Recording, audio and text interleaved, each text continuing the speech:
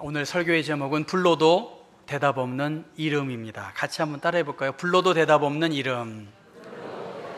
예, 불러도 대답 없는 이름. 이어 하면은 김소월 시인의 초혼이라는 시가 있습니다. 산산이 부서진 이름이여, 허공 중에 헤어진 이름이여, 불러도 주인 없는 이름이여, 부르다가 내가 죽을 이름이여 라고 그렇게 시작이 됩니다. 이 초자는 부를 초자이고요, 혼자는 넋 혼자입니다. 그러니까 넋을 부르는 거. 이름은 불렀는데 그분은 죽은 거겠죠.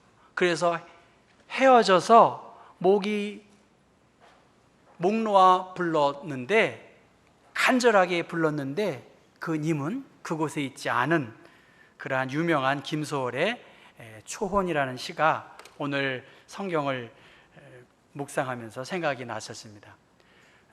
어느 대학병원에 정신병동에 어느 환자가 이렇게 길을 걸어가고 있었어요.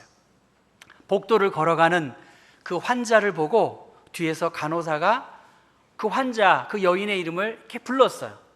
그런데 이 환자는 그냥 가는 거예요. 내가 불렀는데 그 환자는 그냥 가기 때문에 앞질러 가서 누구씨 이렇게 이름을 불렀더니 그제서야 그렇게 반응을 하게 되었다고 합니다.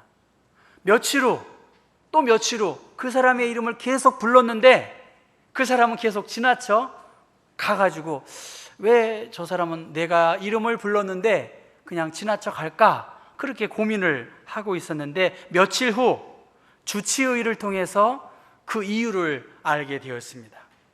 그 주치의를 통해서 들은 그 환자는 사회 저명 인사의 자제였던 거예요.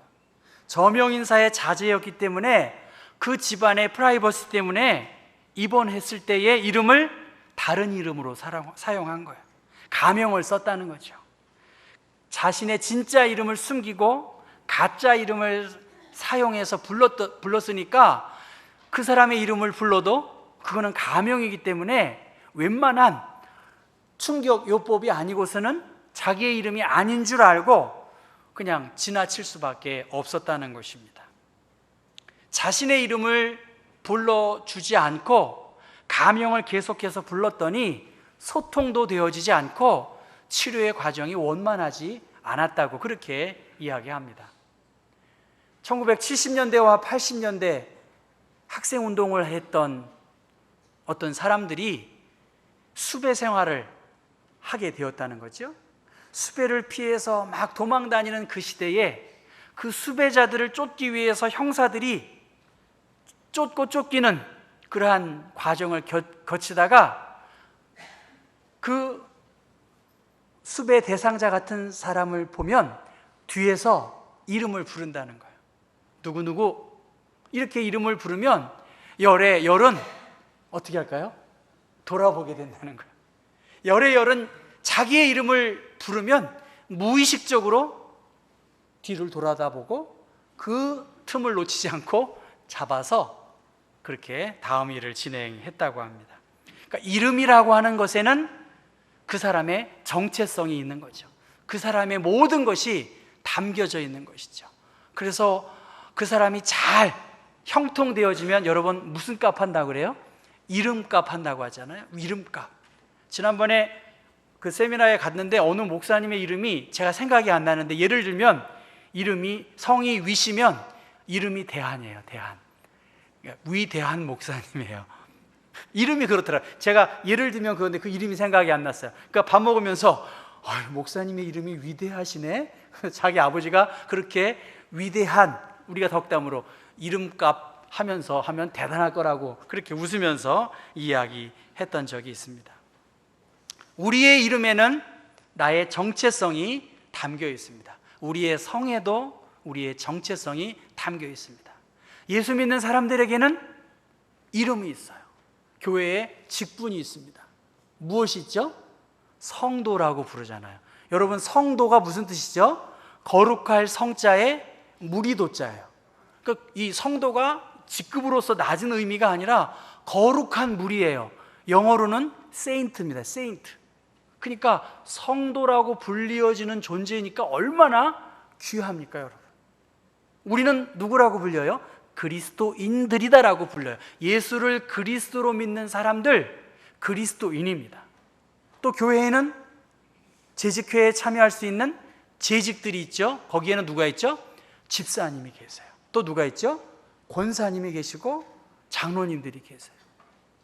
저는 개인적으로 그렇습니다. 예수를 믿고 처음 나온 사람들에게 부담을 드릴 이유가 하나도 없어요. 왜냐하면 초신자이기 때문에. 그러나 예수를 그리스도로 믿고 적어도 교회의 집사가 되었다, 이건 보통 일이 아니에요. 보통 위치가 아닙니다. 적어도 경복교회의 권사가 되었다, 장로가 되었다, 보통 귀한 것이 아니에요. 전 제가 목회하는 때에 권사님을 그냥 나이가 들어서 저는 권사 세우고 싶을 마음이 전혀 없어요. 권사의 직분에 합하도록 기도하는 일, 봉사하는 일, 성도들을 따뜻하게 손잡아 줄 수 있는 사람들, 그러한 사람의 이름의 정체성에 맞게 그 일을 감당하는 것이 권사지요. 장로님들도 마찬가지죠. 그 부담과 어려움 속에서 교인의 모범이 될 수 있는 사람들, 힘들고 어려워도 그것을 하나님이 주신 사명으로 알고 그 직분에 걸맞게 정체성을 가지고 값지게 그 일을 사용하시는 분들이 저는 재직이라고 봐요. 맞아요? 틀려요? 그렇게 해야 되겠죠? 왜냐하면 우리는 거룩한 하나님의 무리이고 그 중에서 재직으로서 집사로, 권사로, 장로로 이렇게 교회의 일을 감당한다라고 하는 것은 그 이름에 불러주시고 세워주신 그 하나님의 그 기대와 염원에 맞도록 그 이렇게 감당해야 될 것입니다. 사무엘상 3장은 하나님께서 어린아이 사무엘을 부르시는 내용입니다. 그 사무엘은 성전에 누워 있었고 사무엘을 불렀을 때 사무엘은 3번 자기를 불러주신 분에게로 달려갔습니다.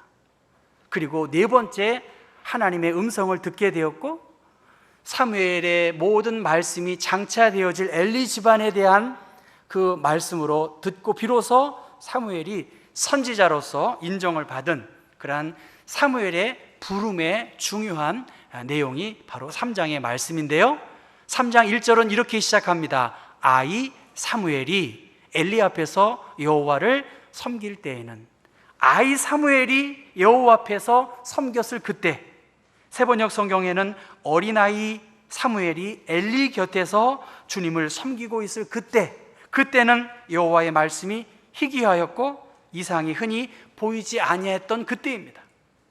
주님께서 말씀을 해주시는 일도 드물었고 환상도 자주 나타나지 않은 그때에 하나님께서 사무엘을 한 번 불러주셨고 또 2번 불러주셨고 3번 불러주셨고 마지막 4번까지 끊임없이 사무엘이 듣도록 하나님이 사무엘을 불러주신 내용입니다.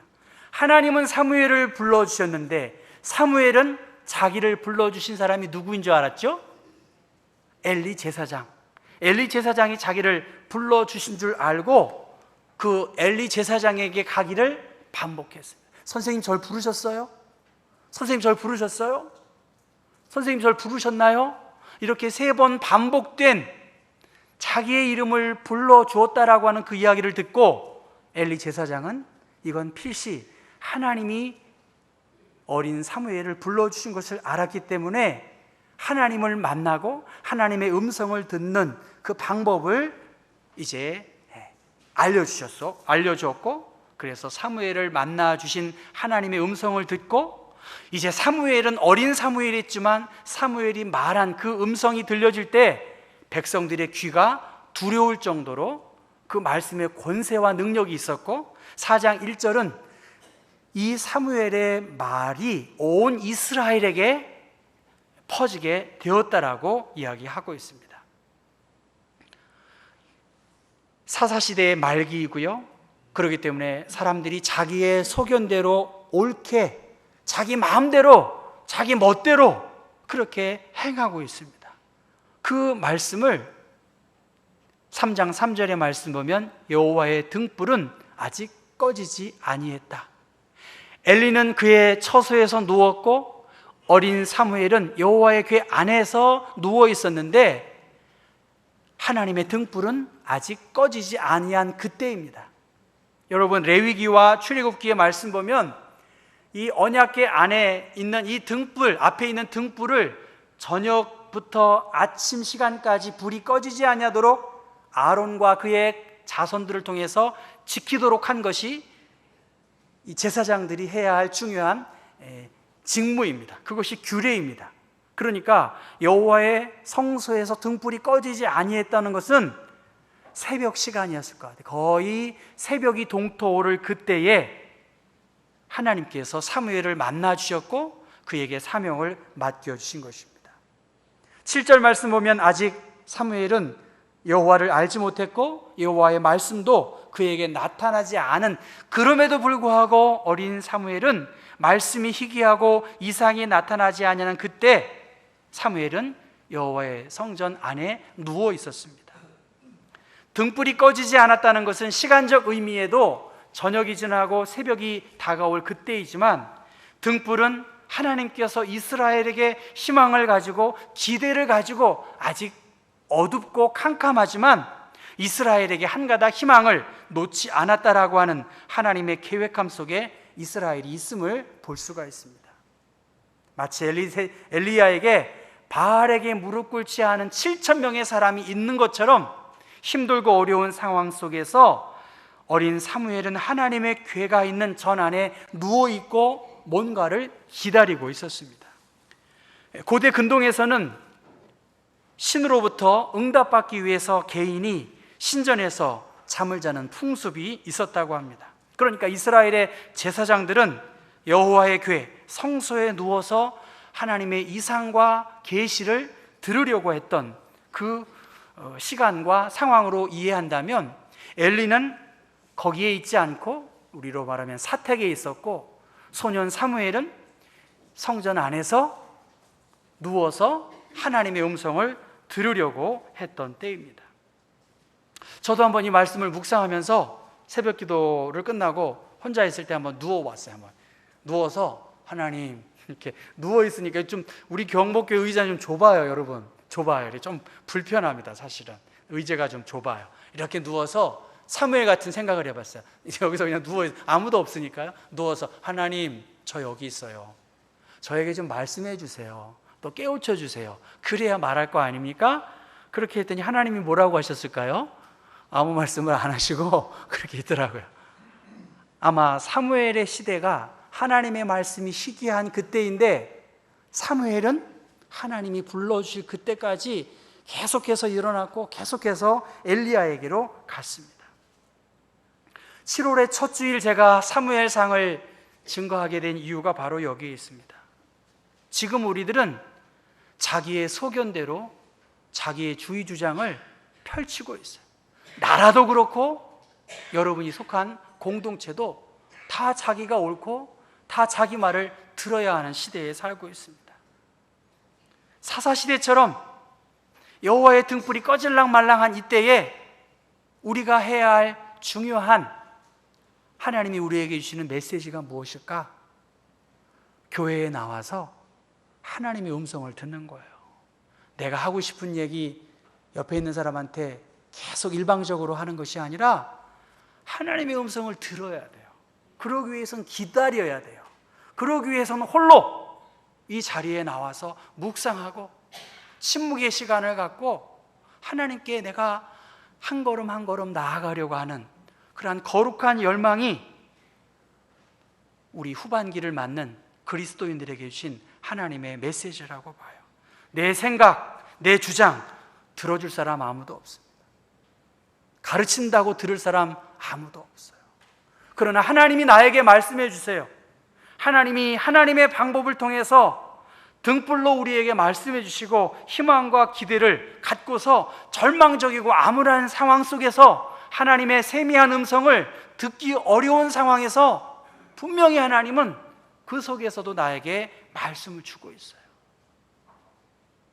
내가 어디에 있냐는 거예요, 여러분. 여호와의 궤 안에 있는 사무엘이 있어야지 내 삶의 자리에서 계속 있다가 어떻게 은혜와 위로가 쉽게 그렇게 얻어질 수 있겠습니까?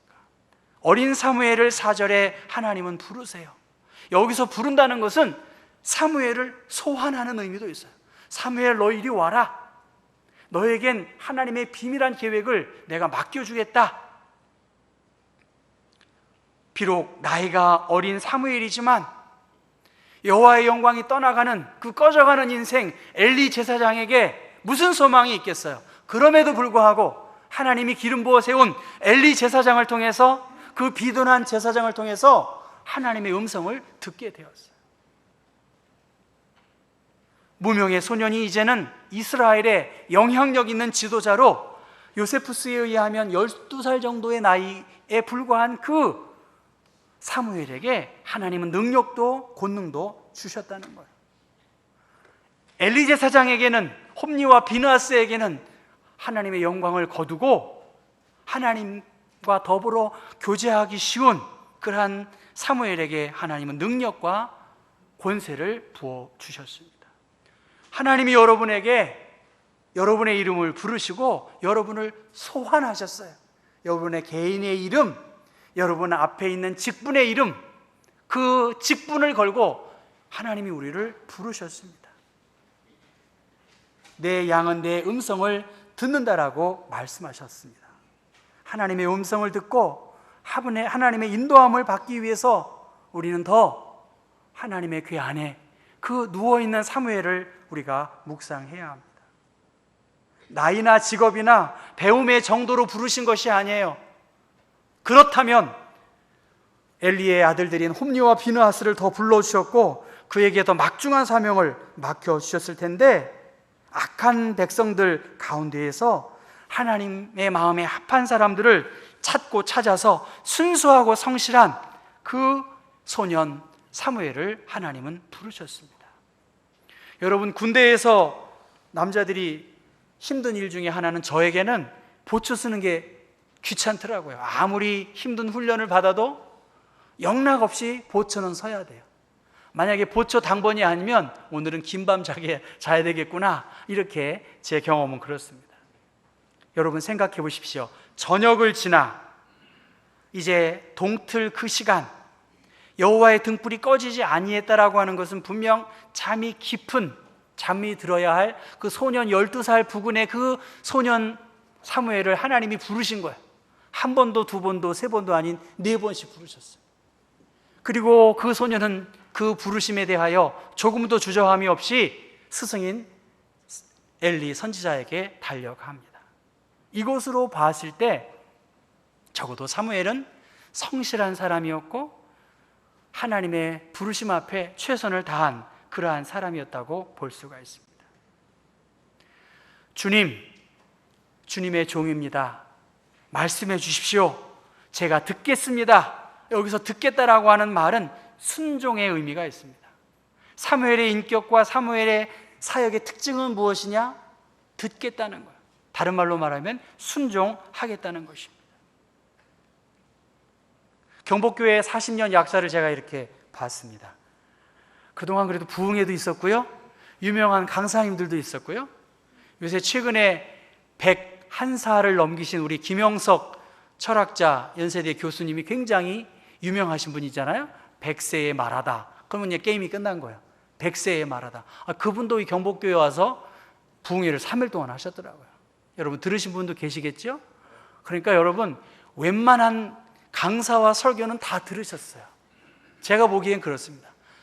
우리 교단과 한국교회 귀한 목사님들의 설교를 여러분 많이 들으셨어요.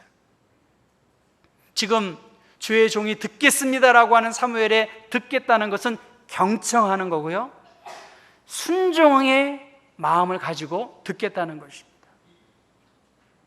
데살로니가 교회를 향해서 바울이 감사한 이유는 하나님의 말씀을 전했을 때에 사람의 말로 받지 않고 하나님의 말씀으로 받는 너희들, 하나님의 말씀으로 받으니까 너희들 안에 이 말씀이 살아 움직였구나, 그것에 대해서 바울은 감격했고 고마워했습니다. 여러분, 오늘 우리들이 이 후반기를 맞이하면서 우리 신앙의 자세가 뭘까? 하나님 듣겠습니다. 순종하겠습니다. 그 말이 하나님의 말씀이고 그 말이 하나님의 계시의 비밀을 통해서 나에게 전달되어진 말씀이면 내 마음과 내 멋대로가 아니라 주님이 원하시는 바, 뜻하시는 바를 내가 참으로 따라 나아가서 내가 들음으로 순종에 이어질 수 있는 그러한 후반기를 내가 맞겠습니다. 그런 고백이 여러분에게 좀 있었으면 좋겠고요. 저 자신도 소년 사무엘이 여호와의 궤 안에서 누워서 주님 말씀해 주십시오. 제가 듣겠습니다. 저도 하나님께 순종하지 않으면서 여러분에게 뭘 더 기대하겠습니까? 저 자신도 들으려고 하고, 그래서 너희는 귀를 기울이고 내게로 나와 들으라. 그리하면 너희의 영혼이 살리라. 우리가 살 수 있는 것, 그것은 하나님의 음성을 듣는 것입니다. 우리의 육체의 생각을 가지고는 하나님의 음성을 절대로 들을 수가 없어요. 이건 100%입니다. 내 주의 주장으로 가득 찬 자에게 하나님은 더 이상 말씀하지 않으십니다. 하나님이 우리를 경복 동산으로 불러주셨습니다. 사무엘만 부르신 것이 아닙니다.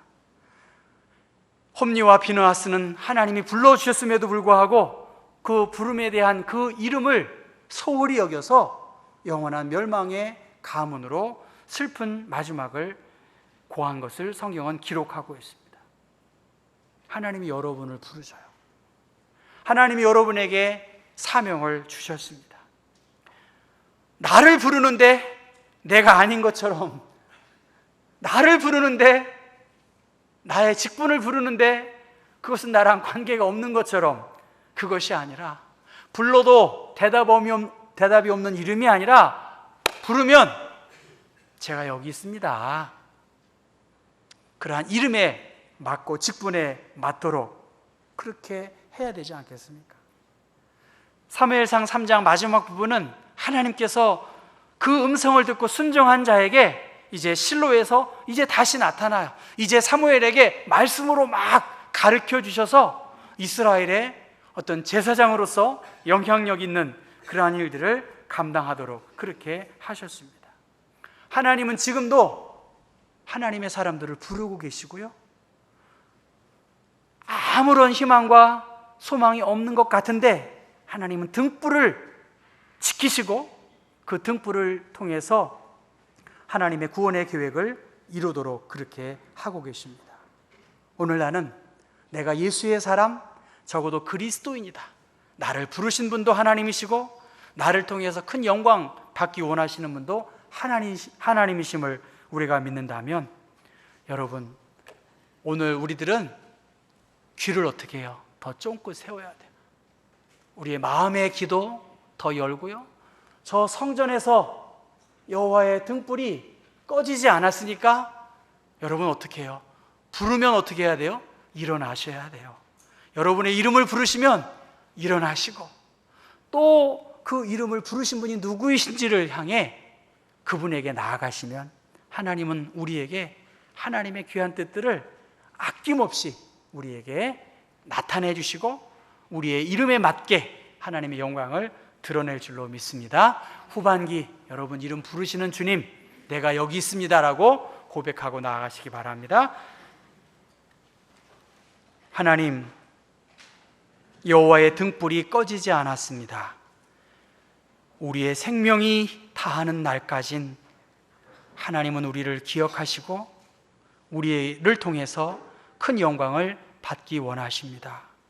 하나님, 나를 부르시는데 다른 사람 쳐다보지 않게 하시고, 하나님은 나를 주목하시는데, 하나님은 나에게 사명을 주셨는데 그것을 여러 이유와 변명을 갖지 않는 사람들 되게 하시고, 주님, 내가 듣겠습니다, 내가 따르겠습니다라고 하는 그러한 마음의 자세로, 불러도 대답이 없다면 죽은 것이고 불러도 대답이 없다면 그는 내가 아님을 우리가 알고 나를 부르실 때에 주님께 더 아름답게 반응할 수 있도록 주님의 은혜를 우리 모두에게 부어주셔서 후반기 우리를 통해서 큰 영광을 하나님 받으시는 주님을 더 찬양하는 인생들 되게 도와주옵소서. 예수 그리스도의 이름 받들어 기도했습니다.